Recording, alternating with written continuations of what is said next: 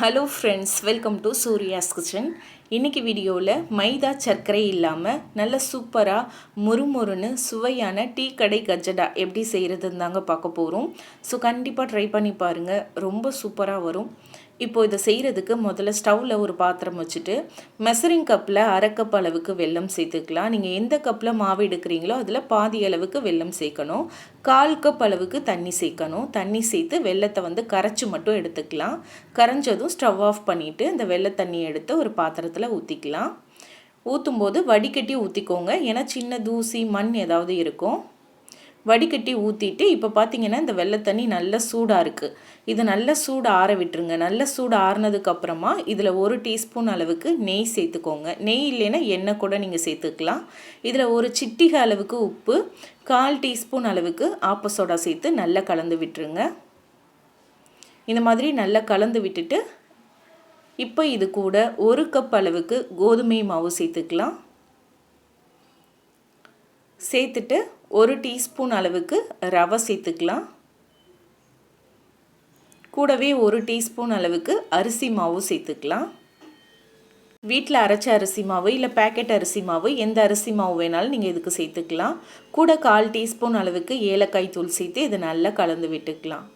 Extra தண்ணி எதுவும் நம்ம ஊற்ற வேண்டாம், அந்த வெள்ளை தண்ணியே போதும், அதில் இருக்க ஈரப்பதமே போதும். ஸோ அந்த வெள்ளை தண்ணியிலேயே நல்ல மாவை நம்ம பிசைஞ்சு எடுத்துக்க போகிறோம். இப்போ இந்த மாதிரி கலந்து விடும்போது பார்த்திங்கன்னா மாவு ரொம்ப கையில் ஒட்டுற மாதிரி இருக்குது. அதனால் இதில் இப்போ நான் ஒரு டீஸ்பூன் அளவுக்கு கோதுமை மாவு சேர்த்துக்கிறேன். நீங்கள் கோதுமை மாவை அளக்கும்போது கொஞ்சம் குவியெல்லாம் அளந்து சேர்த்திங்கன்னா கரெக்டாக இருக்கும். தேவைப்பட்டால் மட்டும் மாவு சேர்த்துக்கோங்க. இப்போ பாருங்கள், மாவு நல்ல ஒரு சாஃப்டாக லூஸான ஒரு சப்பாத்தி மாவு பதத்துக்கு பிசைஞ்சாச்சு. இப்போது இந்த மாவு மேலே லைட்டாக எண்ணெயோ இல்லை நெய்யோ தடவி விட்டுருங்க, காஞ்சு போகாமல் இருக்க. இதை ஒரு அரை மணி நேரம் அப்படியே வச்சிடலாம். அரை மணி நேரம் அப்படியே இருக்கட்டும். இப்போது ஒரு மூடி போட்டு இதை அப்படியே வச்சிடலாம். சரியாக அரை மணி நேரத்துக்கு அப்புறமா இந்த மாவு பார்த்திங்கன்னா கொஞ்சம் கெட்டியான மாதிரி இருக்கும், நல்லா ஊறி கொஞ்சம் கெட்டியாக இருக்கும். ஸோ ஒரு தடவை நல்லா இதை பிசைஞ்சு விட்டுட்டு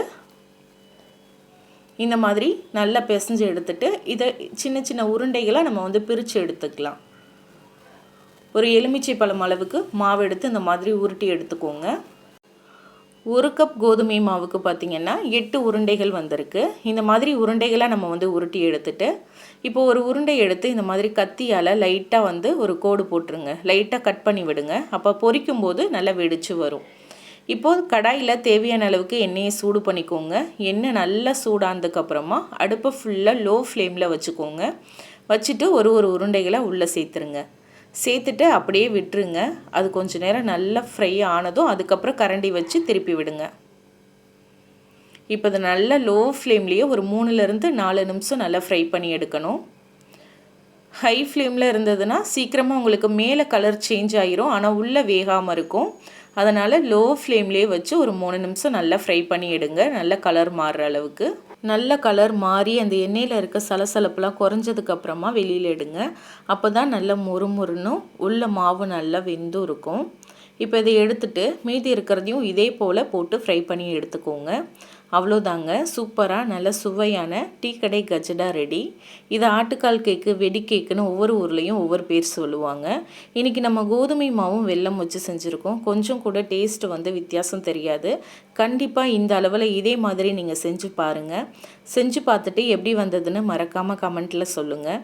ரெசிபி பிடிச்சிருந்தா லைக் பண்ணி ஷேர் பண்ணி சப்ஸ்கிரைப் பண்ணிக்கோங்க. தேங்க்யூ.